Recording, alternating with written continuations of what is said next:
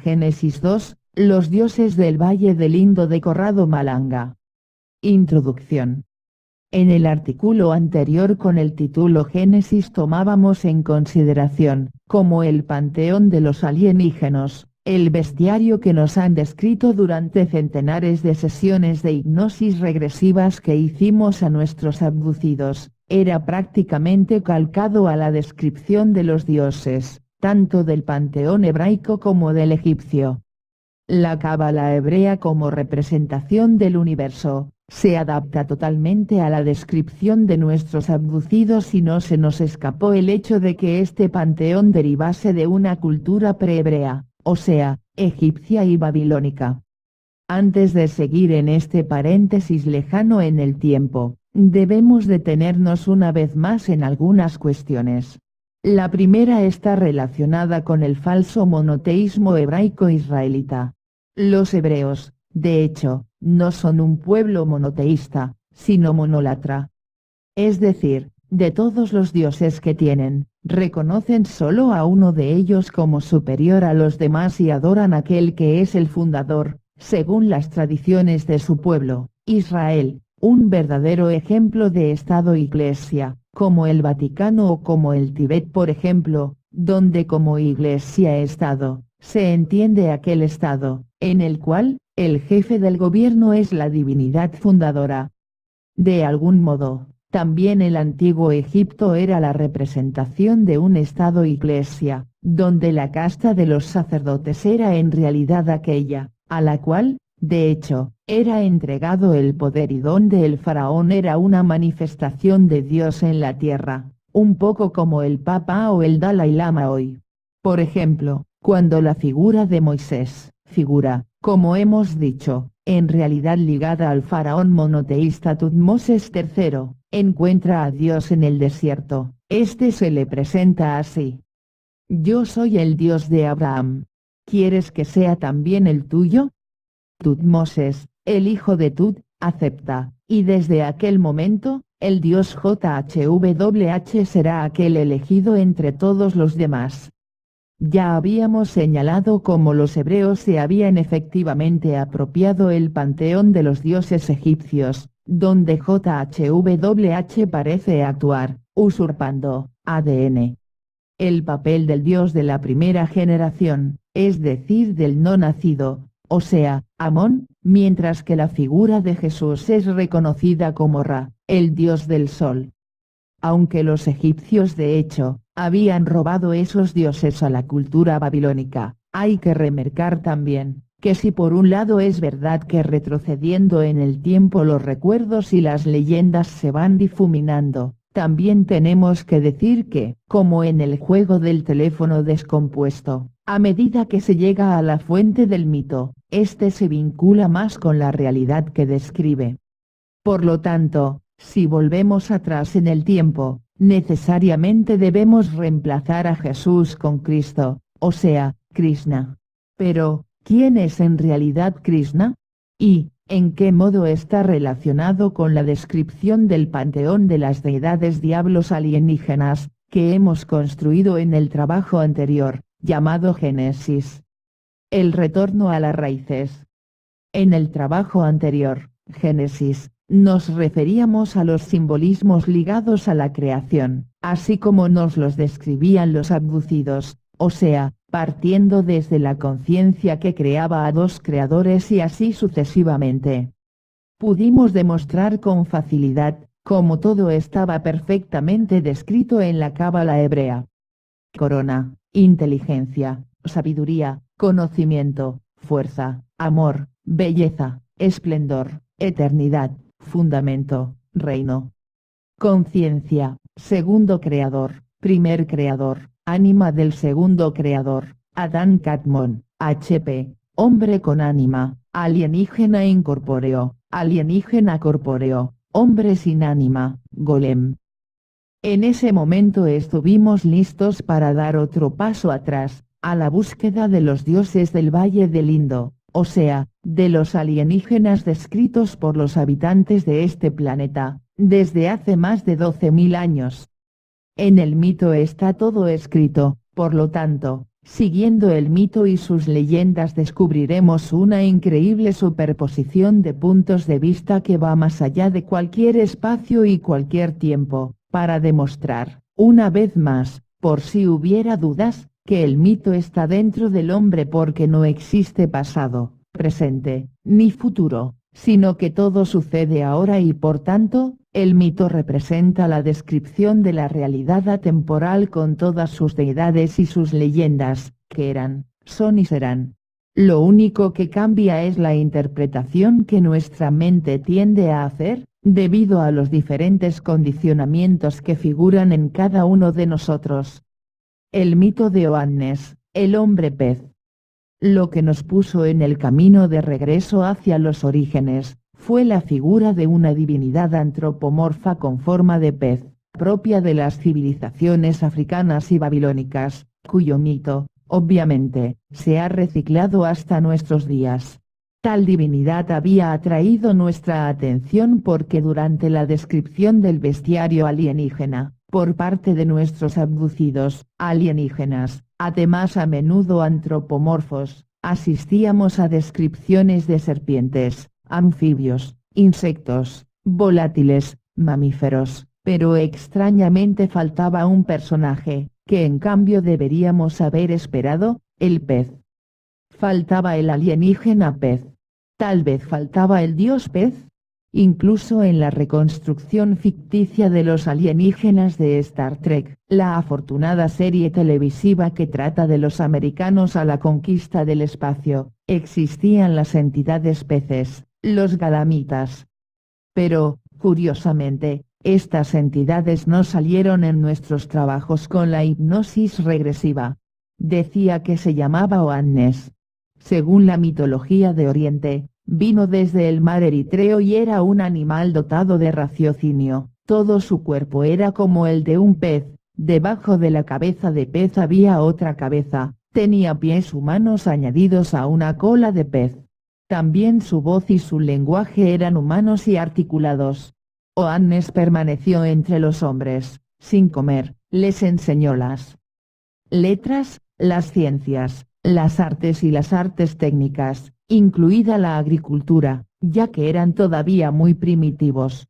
Cada noche volvía al mar y se mantenía en el agua, por ser anfibio. También escribió un libro sobre el origen de las cosas y sobre la manera civilizada de vivir. Después de él aparecieron otros seres semejantes a él, llamados Apcayus.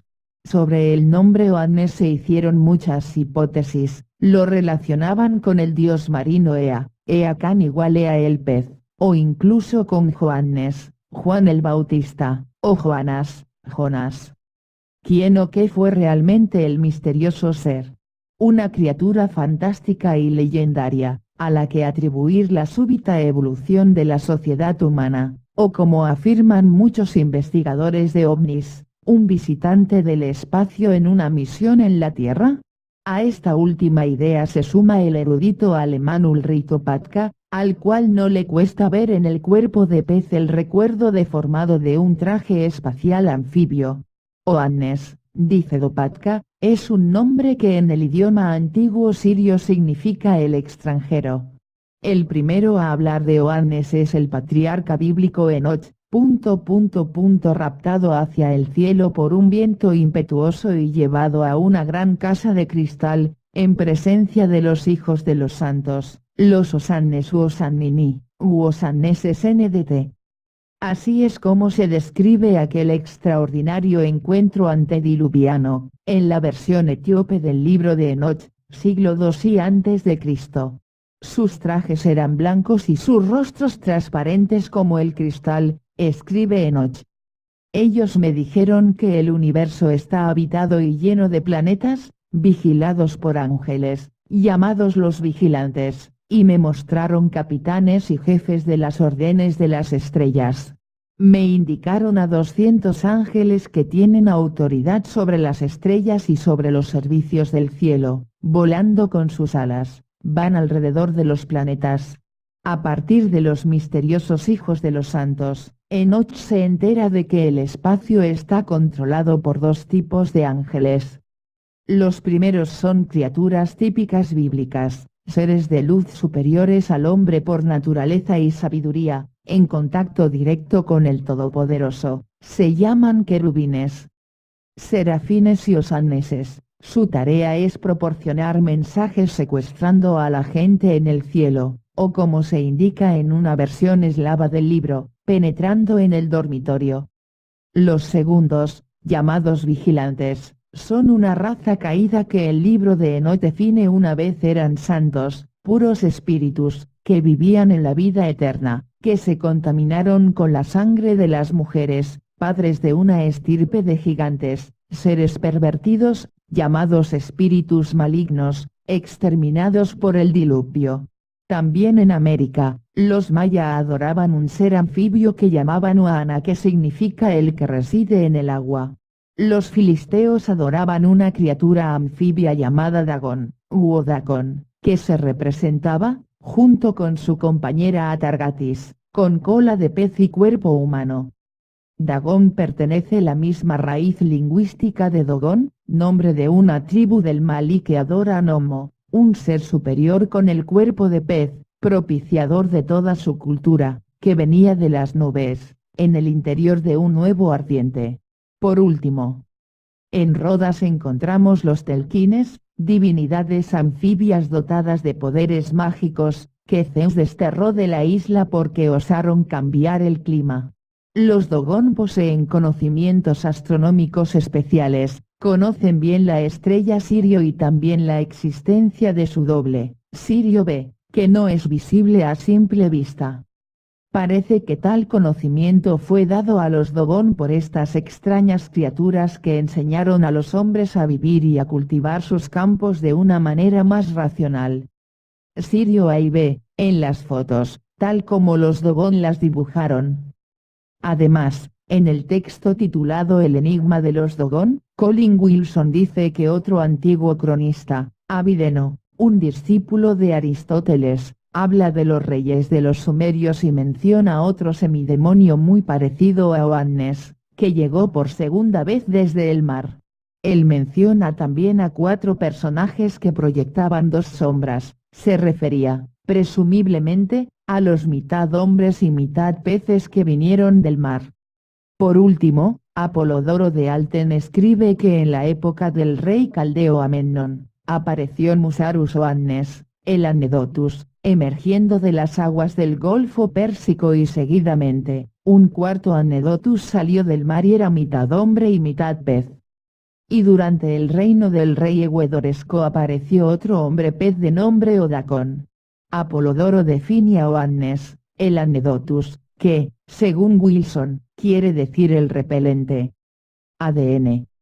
Mistificaciones póstumas. Con el transcurrir del tiempo, se pierde la idea originaria del dios pez, pero de todos modos se transmiten algunos de sus aspectos simbólicos. La figura de Cristo se compara así al símbolo del pez, pero no tanto como para recordar el dios Oannes, con el cual Krishna solo tiene relaciones indirectas, como veremos en un momento. Los cristianos en la época romana fueron representados como una secta secreta y cuando se encontraban podían reconocerse a través de símbolos secretos. Si un cristiano hacía con el bastón un signo y el segundo con su bastón completaba el dibujo de un pez, era un sistema mejor y menos conocido que la cruz, para identificarse. Ya desde el siglo I los cristianos hicieron un acróstico de la palabra pez, en griego, itis, y esos Christos theouios soter, ictis, que traducido es, Jesús Cristo, Hijo de Dios Salvador. La palabra griega itus, iota quiteta ipsilon sigma, pronunciada itos, es la palabra usada en el Nuevo Testamento para la palabra pez.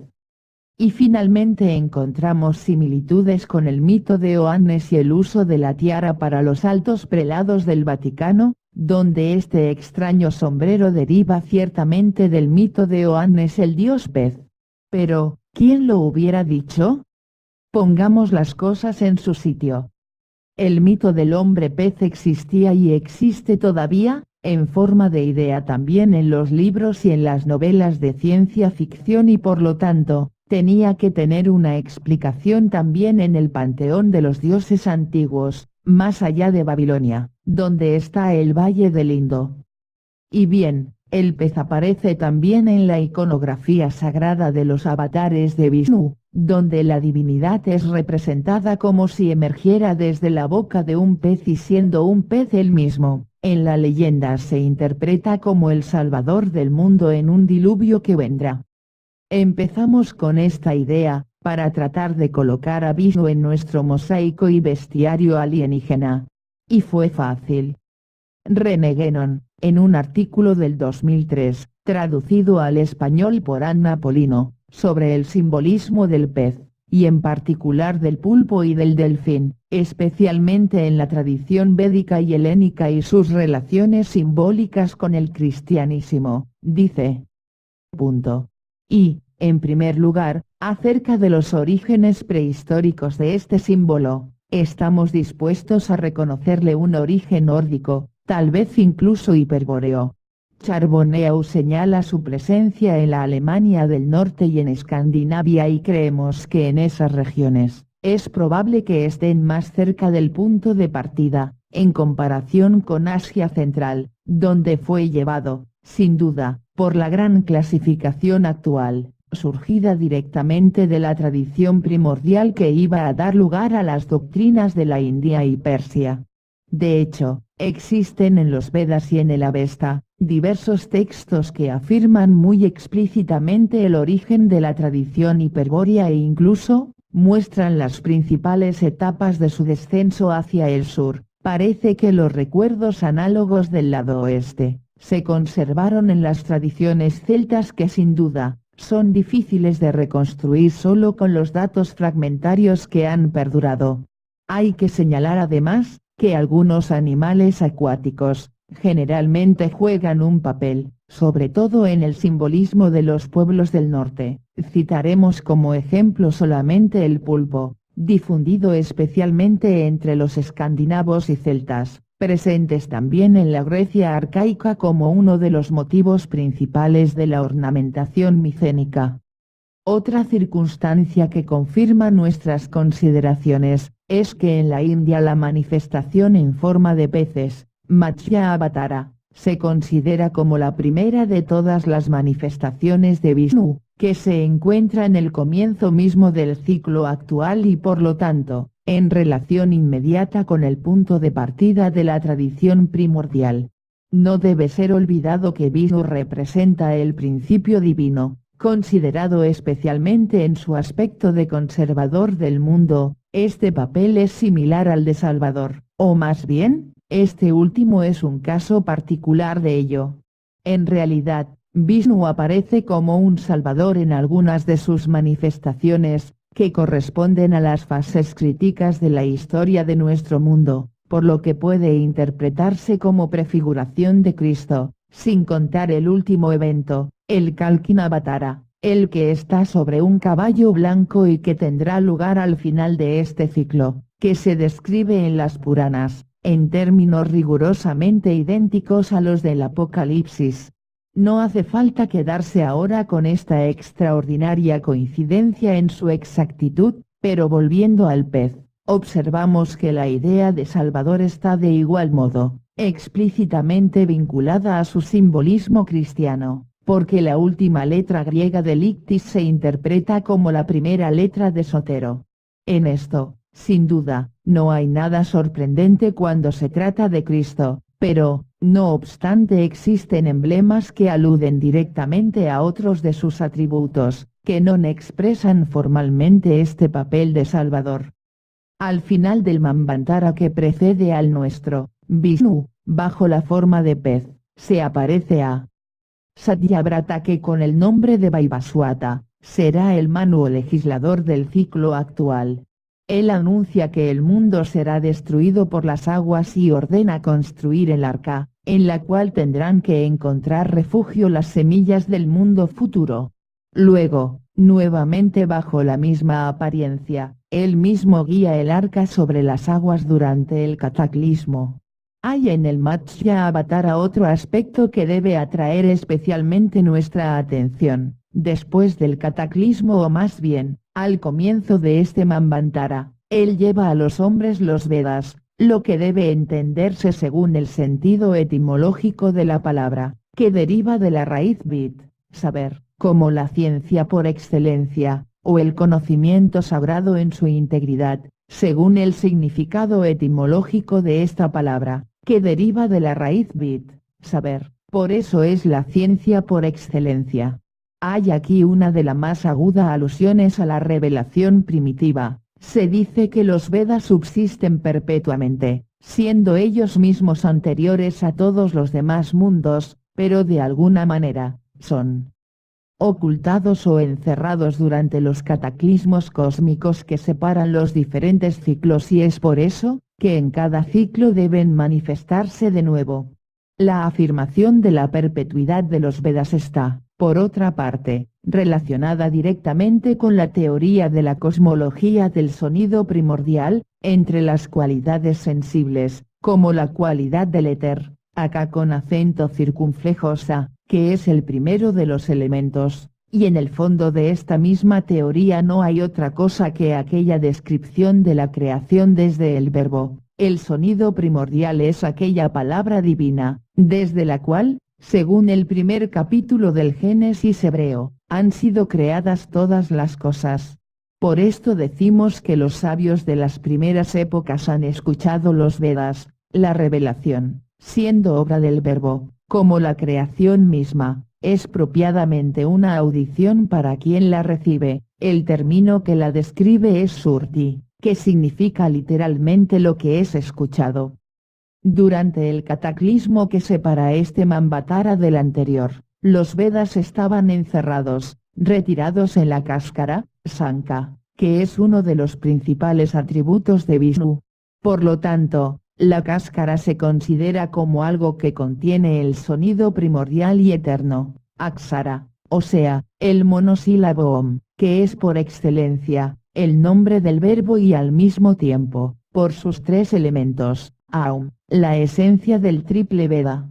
Por otro lado estos tres elementos, matras, dispuestos gráficamente de una manera específica, forman el patrón mismo de la cáscara, y por una concordancia bastante singular, sucede que este esquema también represente al oído humano, el órgano de la audición, que para poder adaptarse a la percepción del sonido, debe poseer una disposición conforme a la naturaleza del sonido mismo.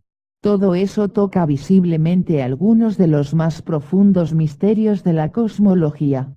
Pero ¿quién, a nivel espiritual y con una mentalidad moderna puede aún comprender las verdades pertenecientes a esta ciencia tradicional? La Trimurti. Nos vimos obligados a investigar en la religión, o más bien en la tradición religiosa védica, por dos razones fundamentales.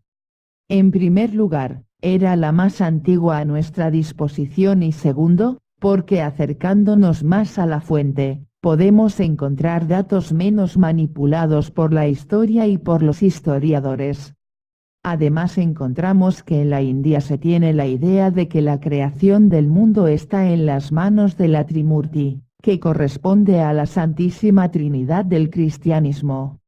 En la religión hinduista, la Trimurti, desde el sánscrito Trimurti que posee tres formas, a menudo llamada también la Trinidad hindú, hace referencia a los tres aspectos divinos, manifestados en las tres formas de tres importantes devas arquetípicos. Brahma es el creador. Vishnu es el conservador. Shiva es el destructor. La misma Trimurti es a menudo concebida como una única deidad y se representa artísticamente con tres cabezas en un solo cuerpo, sánscrito, Trishiras, tres cabezas.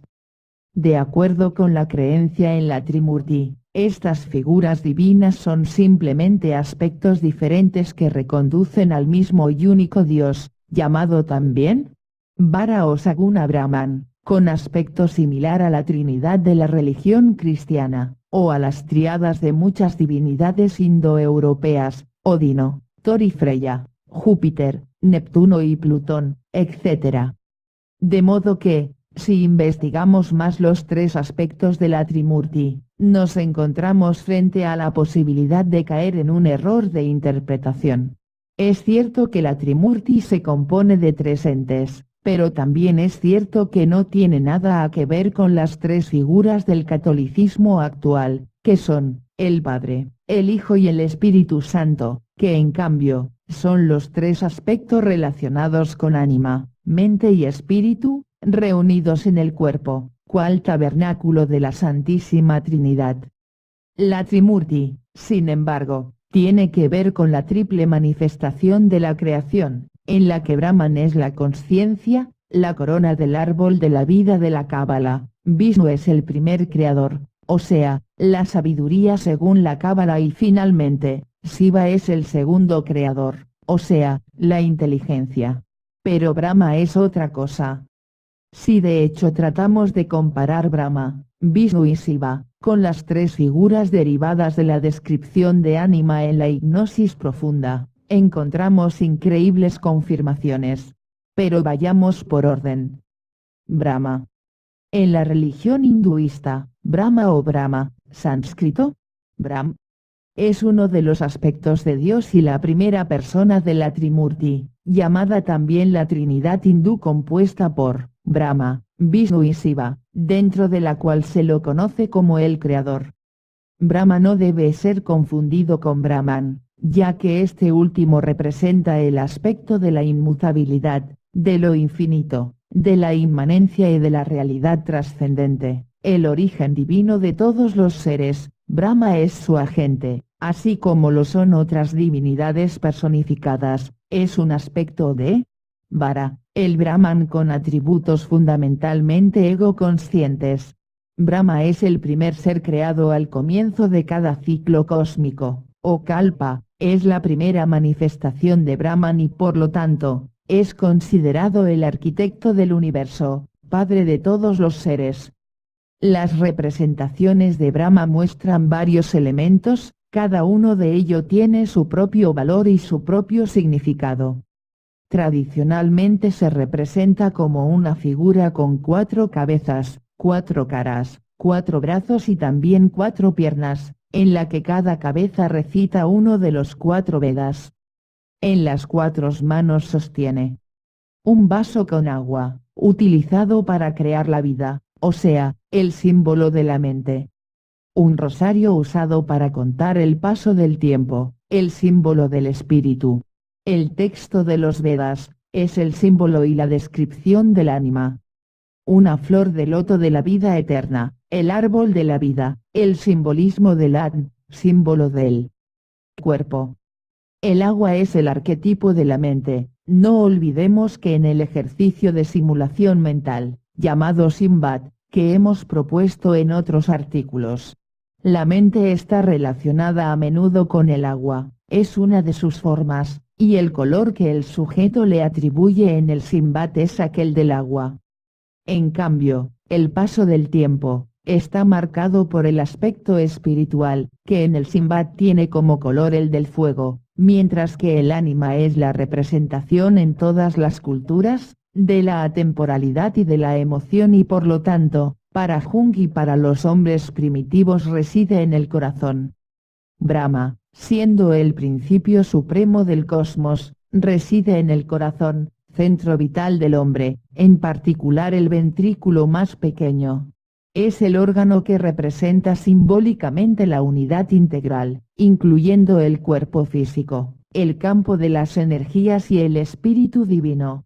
En la antigüedad se decía que el corazón era la sede de la inteligencia, porque se asemejaba a la morada de la inteligencia universal. Los Upanishads narran. En el Brahmapura, sede de Brahma, hay un pequeño loto, la morada en la que hay una pequeña cavidad, ocupada por el éter, se debe buscar lo que reside en este lugar y se le reconocerá.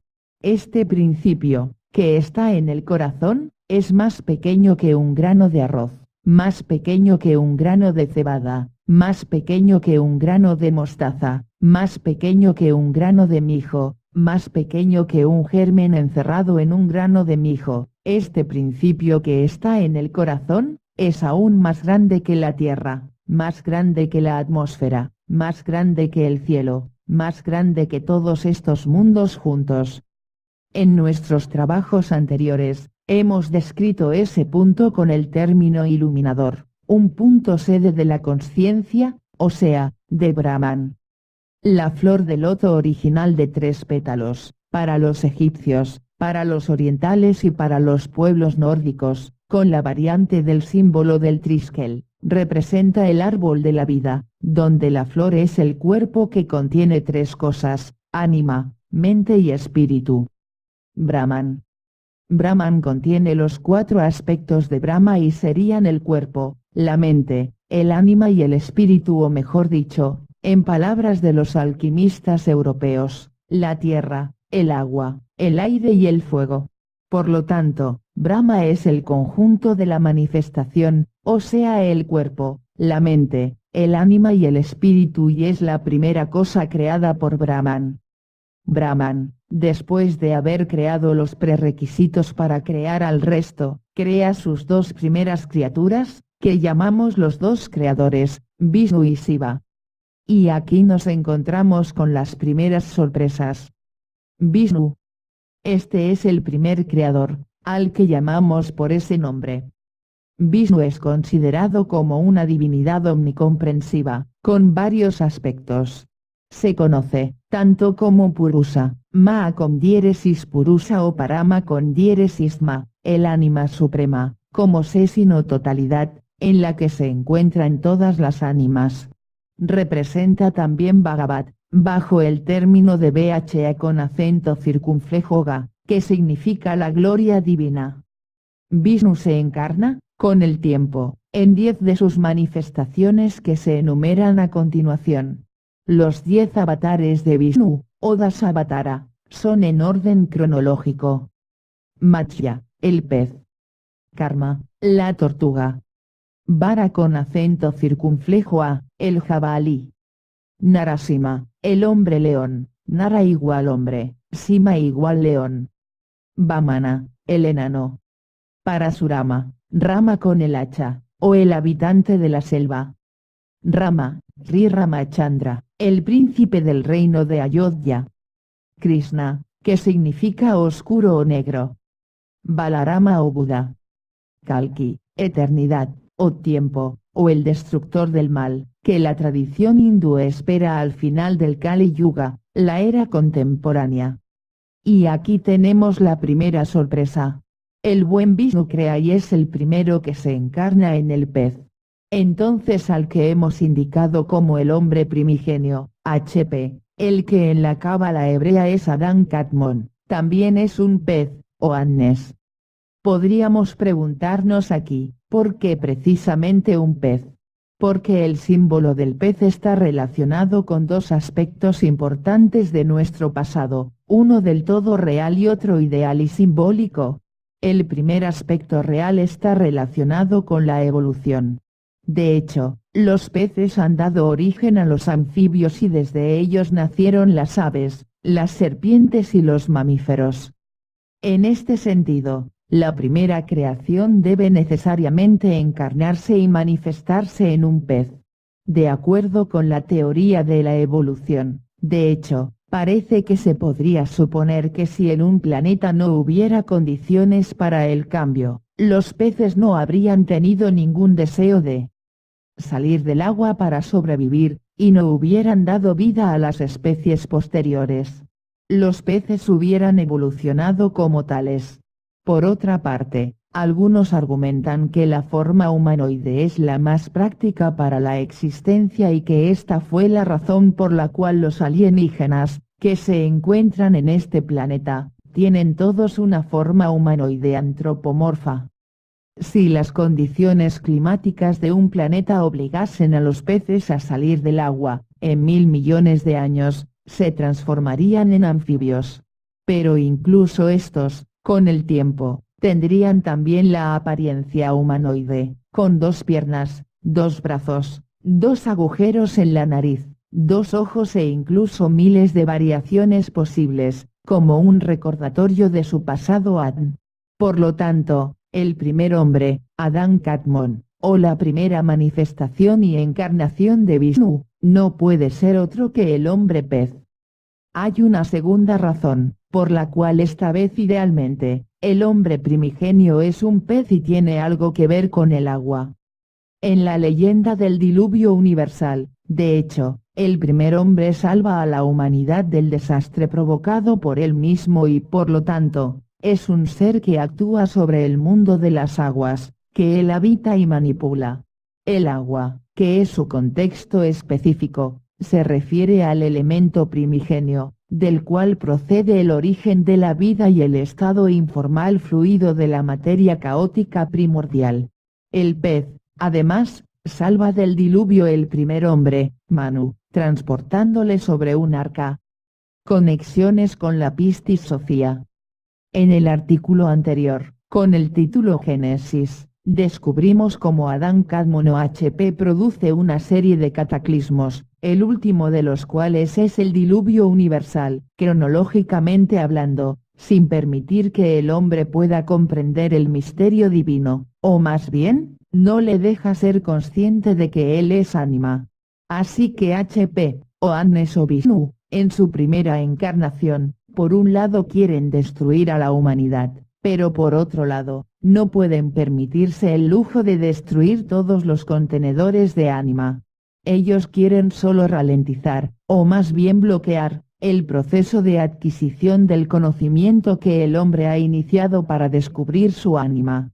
Así que por un lado, Matsya el pez evoca el diluvio, pero por otro lado, intenta salvar a algunos humanos, Noé, para los hebreos, Upnapistin, para los babilonios, Manu, para los hindúes, para que la raza humana pueda seguir viviendo, aunque con dificultad y él pueda seguir construyendo. Trampas para ánimas. Ánimas que sirven a HP, como vimos anteriormente, para introducir en los contenedores humanos las partes anímicas del mismo HP. De modo que, las ánimas encarnadas del HP hagan la experiencia de la muerte, haciendo morir a los hombres, pero no hacen morir a los Adán Cadmon, que de este modo, vivirán eternamente, robando la experiencia de la muerte al hombre de este planeta. Así en el Pistis Sophia o Libro del Salvador, que es un evangelio apócrifo de origen gnóstico, escrito en copto probablemente en la segunda mitad del siglo III, tenemos una revelación secreta de Jesús resucitado, a sus apóstoles en una asamblea, incluida María Magdalena, la Virgen y Marta, durante los 11 años siguientes a su resurrección. Perdido durante siglos, ha sido estudiado desde el 1772 gracias al código de Askeu. Se han encontrado variantes entre los códigos de Nagamma con acento circunflejo di en el 1945, pero lo que nos interesa ahora de este texto, es la cosmogonía del universo donde las figuras femeninas tienen un peso enorme y quizá por esta razón, estos tratados son excluidos tanto de la consideración de nuestra Iglesia Católica, como del mundo hebreo y del Islam, los tres son mundos absolutamente machistas.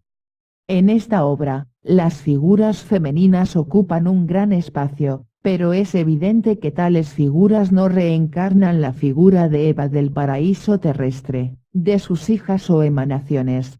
Pero sí que hablan de ánima. Eva no es la primera mujer del paraíso terrestre y Adán no es el primer hombre, pero en este texto, representan el principio femenino de ánima y el masculino del espíritu. Citamos que este texto, también tiene un tratado sobre los ángeles, de reciente publicación de Giorgio Agamben y Emanuele Coxia, Neri Pozzaet. Vicenza, 2009, porque en ese contexto, los ángeles o arcontes juegan el papel de HP. Leamos algunas partes del texto. Eva quedó embarazada otra vez, generó a Norea y dijo, ella NDT, generó para mí una virgen, como ayuda para las generaciones y generaciones de hombres. Esta es la virgen que ninguna fuerza ha contaminado. Entonces, los hombres empezaron a multiplicarse y a volverse mejores. El principio femenino genera una mujer, o sea, da origen a su manifestación bajo la forma de ánima. Así los hombres se vuelven mejores, porque adquieren conciencia y conocimiento. Pero las cosas empiezan a ir mal para los hombres. Los arcontes se confabularon y dijeron, vamos, con nuestras manos hagamos venir un diluvio y destruyamos toda la carne, del hombre y la bestia. Pero cuando el arconte de las fuerzas reconoció su plan, dijo a Noé, haz un arca de madera que no se pudra y escóndete en ella tú y tus hijos, con las bestias y las aves pequeñas y grandes del cielo y ponla en la cima del monte Sir. Entonces Norea, ánima ADN, fue a verle, para subir en el arca y él no le dio el permiso. Ella sopló sobre el arca y la incendió. Él rehizo el arca de nuevo. Noé debe ser salvado por los arcontes, HP, porque los contenedores de ánimas se deben salvar, pero deben seguir siendo estúpidos y por lo tanto, ánima no puede subir sobre el arca. El ánima, cuyo arquetipo es el viento, sopla sobre el arca que se incendia, como en los casos de autocombustión o de combustiones de alienígenas causadas por la parte anímica de nuestros abducidos cuando se rebelan contra ellos. Pero esto no es todo. Los arcontes fueron a su encuentro, con el fin de engañarla. El mayor de ellos le dijo, tu madre Eva vino a nosotros. Pero Norea dándose la vuelta, les dijo, vosotros sois los arcontes de las tinieblas, sois malditos, habéis conocido a mi madre, así como habéis conocido a vuestra coimagen, imagen complementaria. De hecho, yo no provengo de vosotros, sino que he venido de lo alto. El arrogante arconte se volvió con toda su fuerza, su rostro se puso negro como una olla, quemada. Se atrevió y le dijo, tú debes ser nuestra esclava, como lo fue tu madre Eva. En estas frases volvemos a encontrar exactamente la situación, en la que dice estar el ánima de los abducidos. Por un lado, HP que quiere su ánima a toda costa, ya que la considera su esclava y por el otro lado, ánima que no quiere ser esclavizada. Además hay una mención a una cosa que parece cada vez más increíblemente clara. Ánima, en la hipnosis y también en la simulación mental, dice que HP es un contenedor dentro del cual, en realidad, no está ánima, que está realmente en los cuerpos de los hombres. Pero existe una especie de imagen reflejada de ella que sirve, de alguna manera, para hacer vivir de reflejo a HP, en este periodo donde ánima está dentro de los contenedores humanos. Es increíble cómo se puede interpretar el simbolismo de estas historias, a partir de las experiencias hipnóticas, grabando los coloquios que ánima tiene con nosotros. El cuento sigue con la bajada de Elelet, símbolo de la sabiduría, que ayuda a Norea a liberarse de los arcontes. En otro pasaje, la que generó Eva, que a su vez engendrará a Norea, Sofía, el principio de la conciencia, habla con el Creador, o más bien, el arconte, o el HP, o el Adán Kadmon, de turno, y dice lo siguiente. HP, yo soy Dios y no hay otros más que yo. Y diciendo esto, pecó contra todos los inmortales, pero ellos aceptaron su palabra y la custodiaron, o sea, no le hicieron caso para nada, le dejaron hablar ADN. Teniendo en cuenta la impiedad del arconte, la Pistis se enojó y sin ser vista dijo, tú estás equivocado, Samael, o sea, Dios ciego. Antes de ti, existe un brillante hombre inmortal, él se manifestará en los cuerpos plasmados por vosotros y te pisoteará, como esos vasos de barro que se trituran, tú y los tuyos contigo descenderéis hacia tu madre, el abismo. De hecho, al final de vuestras acciones, se desvanecerá toda la ineficiencia, evidenciada por la verdad. Pasará y será como lo que nunca ha existido. Y esto es lo que ánima nos revela en estado de hipnosis, cuando dice, HP se verá obligado a bajar y a perder la inmortalidad. Al resplandeciente hombre inmortal pertenecen los hombres, con su ánima, de este y de otros planetas, porque en ellos se manifestó ánima, en los cuerpos que ellos mismos construyeron para usarlos a tal fin, o sea, como contenedores de ánima. Las dos ánimas en la Pistis Sophia. Como sabemos, existen dos fuentes del ánima, una viene desde el primer creador y otra deriva del segundo creador, que crea las cosas sin cuerpo y utiliza el cuerpo creado por el primer creador. Bueno, en una atenta lectura de la Pistis Sophia, este problema está bien descrito en este texto gnóstico. Pistis es el conocimiento, la gnosis, de que emana Eva, la parte anímica del universo, que engendra dos hijas, una es Norea, Orea, y la otra es Zoe.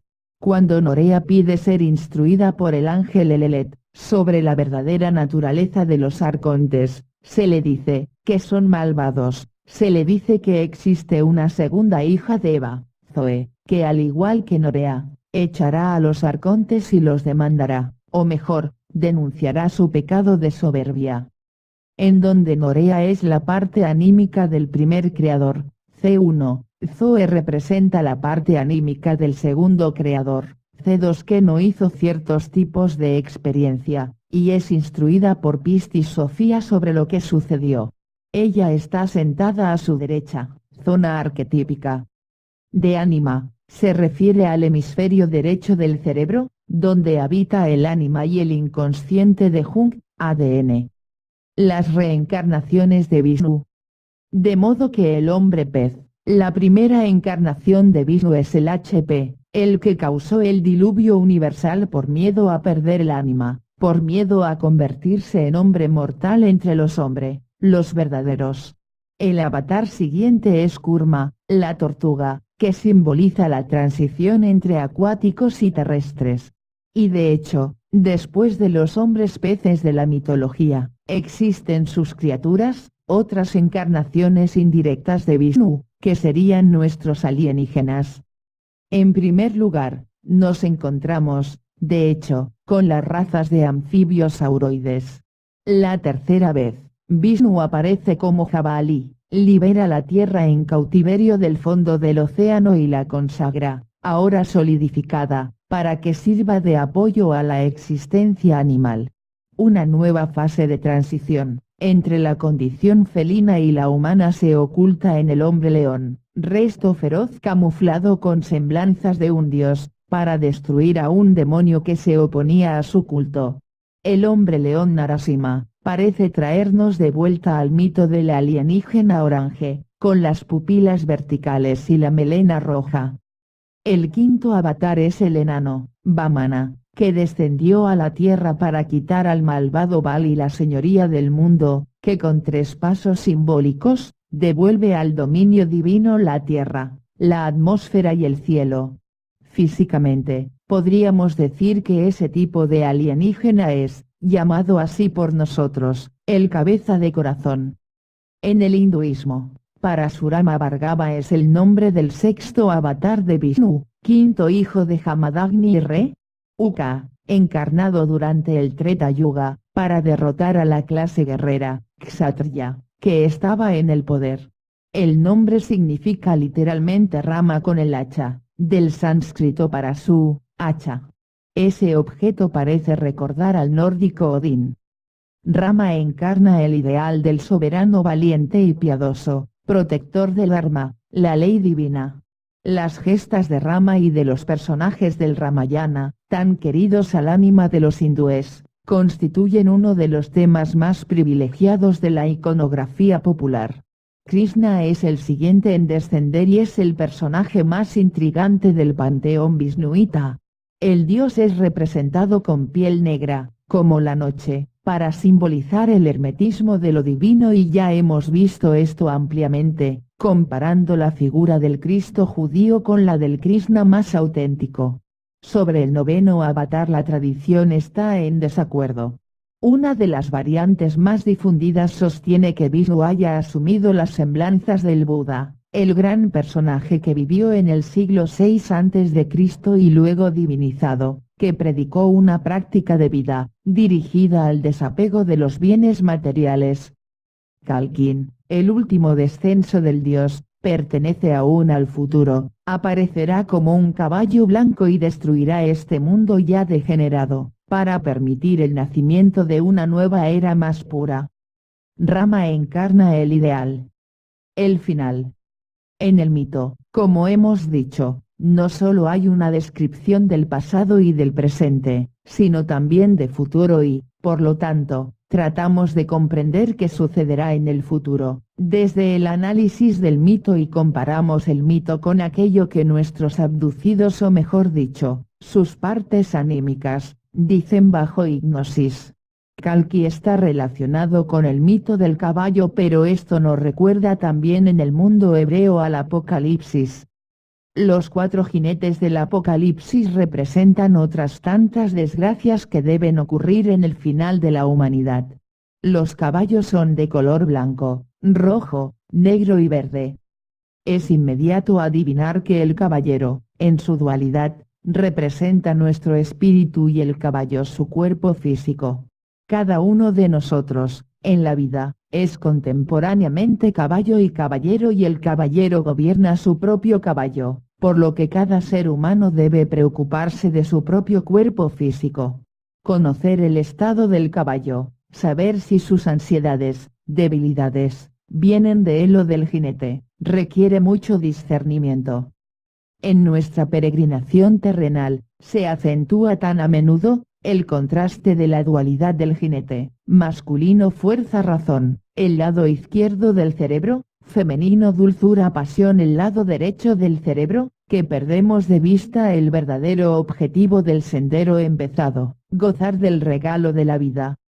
Así se expresa la orden monástica de carácter religioso, en nuestra opinión, de origen masónico AMS.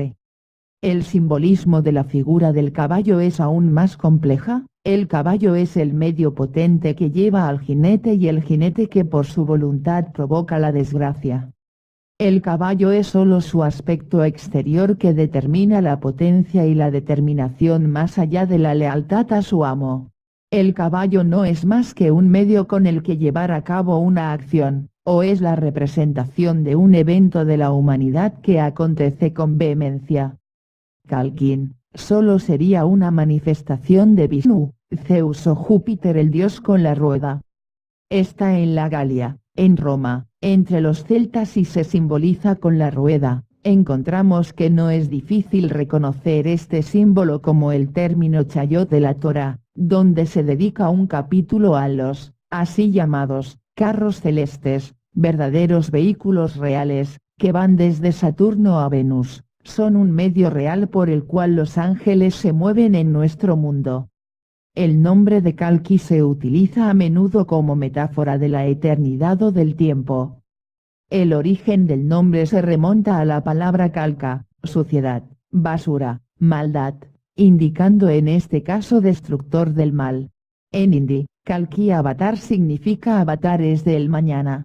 Son frecuentes otras interpretaciones, basadas sobre etimologías diversas del sánscrito, incluyendo el caballo blanco, lo que indica que su caballo, es uno de los atributos profetizados.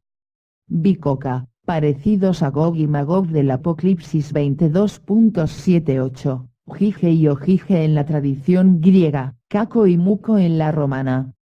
La historia cuenta que Brahma avisa a Kalki que los dos demonios Koka y Bikoka, son inmortales y no pueden morir en la batalla, a menos que, se enfrenten juntos y se maten al mismo tiempo, de modo que, uno destruya al otro.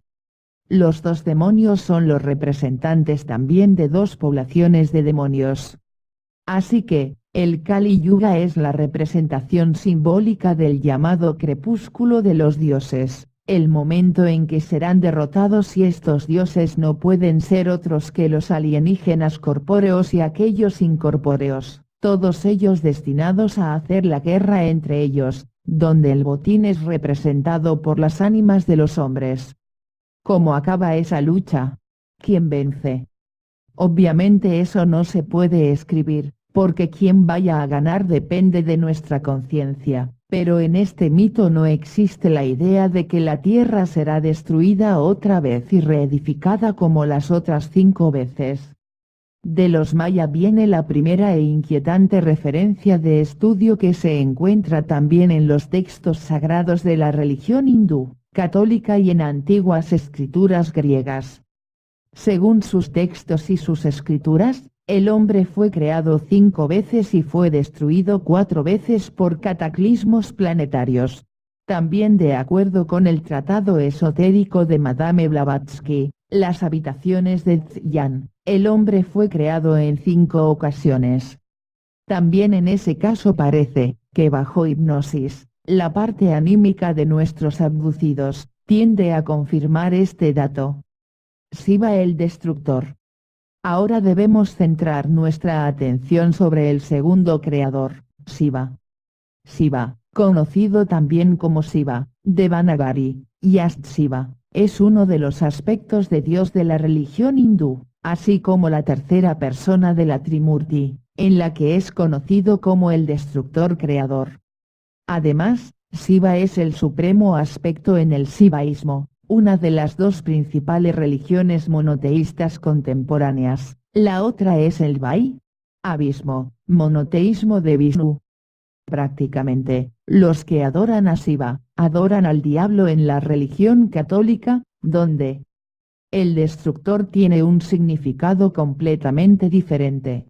Hay que recordar, que el diablo es el oponente del creador bueno, en realidad el justo.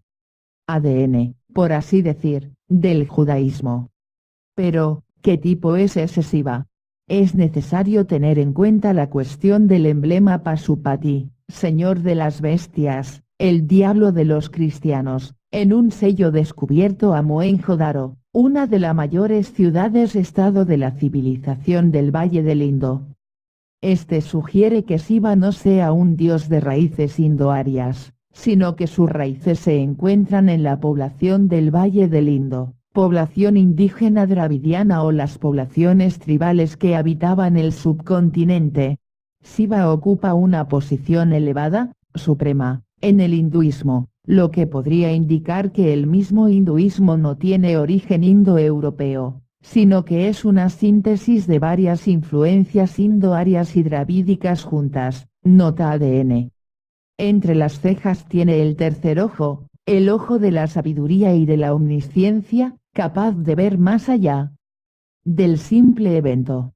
Este atributo está asociado con la glándula pineal y con la perturbadora e indomable energía de Shiva que destruye el mal y los pecados. En la frente lleva una luna creciente, que representa la luna del quinto día, Panchami, una joya que apareció al mezclar el océano de leche, la Vía Láctea, ADN.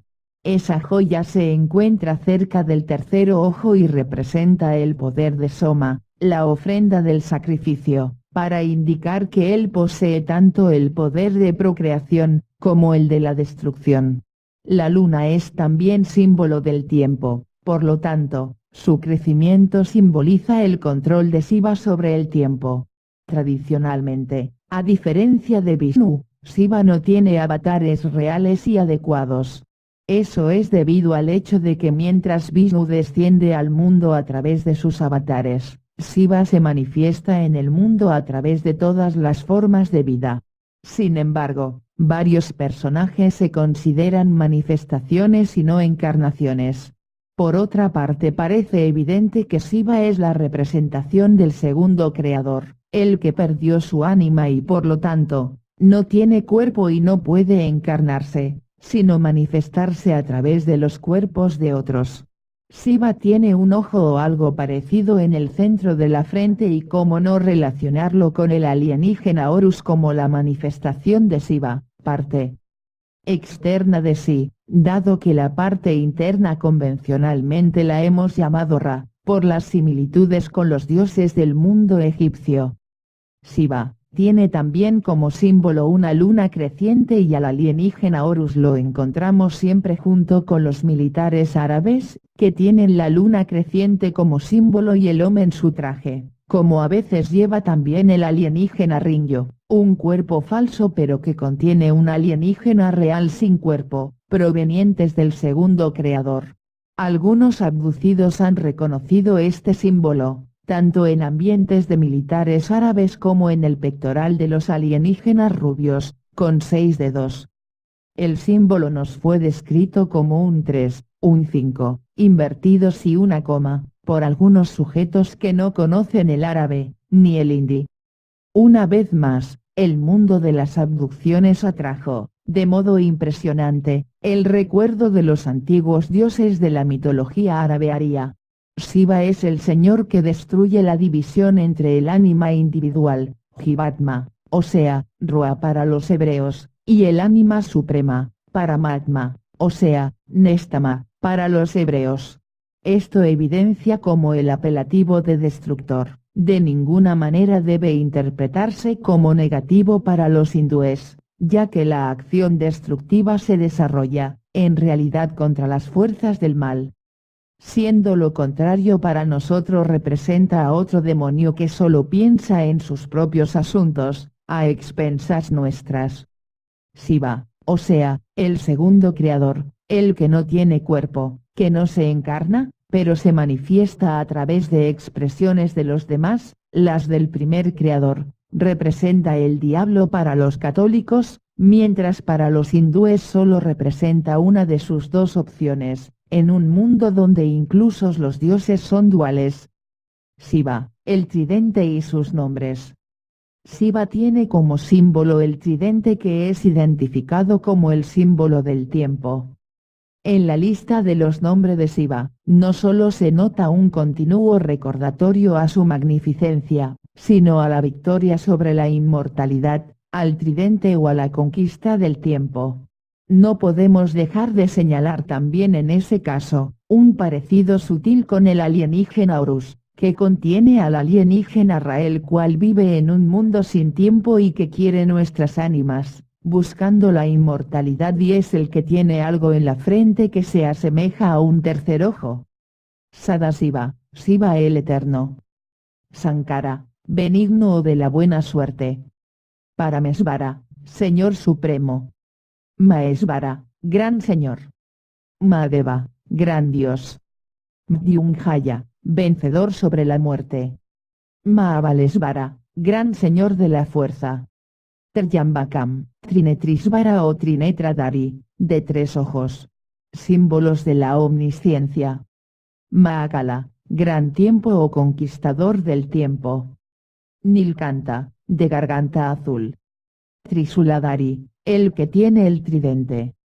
Chandrasekara, el que lleva de luna. Nataraja, señor de la danza. Pasupati, señor de los seres vivos. Yogisvara, señor de los yogi, o yoga. Sin embargo, las conexiones con el Neptuno romano, o el Poseidón griego, son increíbles. Poseidón, Shiva, el segundo creador, ADN, era hijo de Cronos, Brahman, la conciencia ADN. Y Rea, Eva de la Pistis Sofía, ánima, ADN. Según las tradiciones, se considera ahora hermano mayor de Zeus, Vishnu, el primer creador, ADN. Poseidón, como también Shiva, sujeta en la mano el tridente, pero siempre en la mano derecha y nunca en la mano izquierda, para significar que lo que el tridente representa debe aún llegar para él y está colocado en el futuro. Por una parte el tridente y Shiva nos muestran un dios sin cuerpo que nació en el mar, tal como la primera encarnación de Vishnu, que es el dios pez, hombre primigenio, Adán Kadmon, ADN, nos hace comprender cómo la simbólica cifra de 3 adquiere un valor más que simbólico. 3 eran los pétalos de la flor de loto y 3 son, ánima, mente y espíritu, sujetas en el palo del tridente o al tallo de la flor legendaria. Nuestros alienígenas son descritos siempre con algunos símbolos sobre el pecho o sobre los medallones que llevan al cuello, donde el simbólico 3 es el concepto predominante en la figura del triángulo. Por su parte Neptuno, el Poseidón griego, hijo del dios Saturno, Cronos, el jamás nacido JHWH de los hebreos, la conciencia, ADN. Y hermano de Júpiter, Zeus, rey de los dioses, era el marido de Anfitrite, una de las Nereidas, con quien tuvo un hijo, Tritón. Poseidón, sin embargo, tuvo numerosas historias de amor, especialmente con ninfas de los manantiales, con quienes engendró muchos hijos, famosos por su salvajismo y crueldad, entre ellos el gigante Orión. El nombre delata el origen de las especies alienígenas del Horus, cuyo cuerpo está ocupado por su emanación, Ra, y el cíclope Polifemo, el alienígena muy alto, con 3 ojos, uno de ellos en la frente, que recuerda el mito del gigante Polifemo de la mitología griega. Con la gorgona Medusa concibió a Pegaso, el famoso caballo alado, caballo que, recordamos una vez más, encontramos como símbolo final en el Armagedón, o sea, al final de los tiempos. Conclusiones. Finalmente, después de la digresión que hemos trazado en los artículos de Génesis y Génesis Y, creemos haber puesto el acento sobre algunos aspectos de nuestra historia. El primer enfoque es el más fácil de ser demostrado y está ligado a una única raíz del nacimiento de nuestros mitos.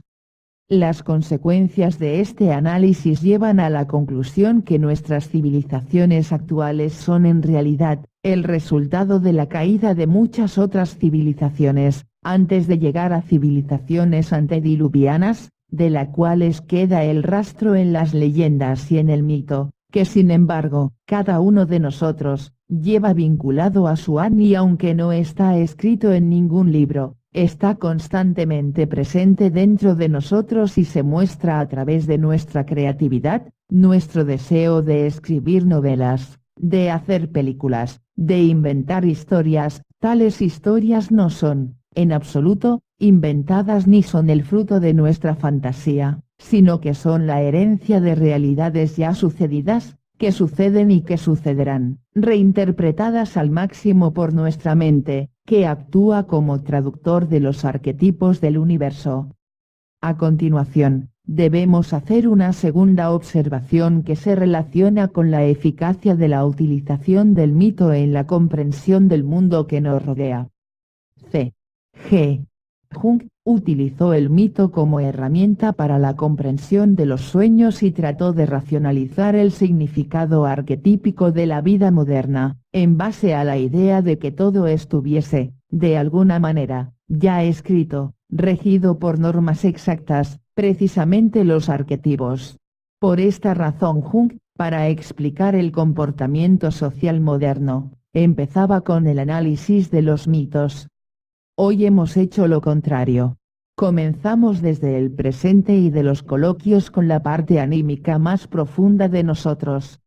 Preguntábamos al ánima que nos dijese cómo está hecho el universo y a través de estos coloquios, volviendo a subir el río de la historia, hemos comprendido plenamente el significado de los mitos antiguos, encontrando en ellos la huella inconfundible de los alienígenas, de los demonios, de los dioses que nos han utilizado y manipulados para sus fines, haciéndonos creer que son nuestros amos. http://www.reflexioni.it/enciclopedia/mito.htm. El análisis del mito, o más bien el análisis posterior de los mitos, hoy en día no parece ser el mejor método de aproximación al estudio de la evolución del ser humano y del universo. Así como nos enseña la historia, desde una visión moderna, empezando desde el presente y regresando hasta el hombre de la edad de piedra, así como la síntesis de los productos orgánicos se efectúa al empezar con el producto final y con oportunas normas, se regresa atrás hasta llegar al carbono, hidrógeno y oxígeno. Así hemos realizado esa nueva manera de aproximación que muestra su inefable funcionalidad, demostrándonos, una vez más y partiendo de supuestos todavía diferentes, que los alienígenas son nuestros dioses y demonios, que cometieron graves errores en sus procesos evolutivos y son ellos los que cometieron el pecado original, o sea, la pretensión de llegar a ser como Dios, pecado de soberbia, da. La lección final que deriva de esto, es solo una, Más allá de la presencia o de la ausencia del fenómeno alienígena, el resultado de esta investigación consiste en que, el que crea en cualquier dios, inevitablemente, será condenado a la estupidez eterna, católico, judío, hindú, cristiano, musulmán, budista, sintoísta, masónico, o lo que quiera que sea. Ten cuidado con tu Dios, Él vive a través de ti y en el fin de los tiempos, después de haberte usado, te tirará en el vacío.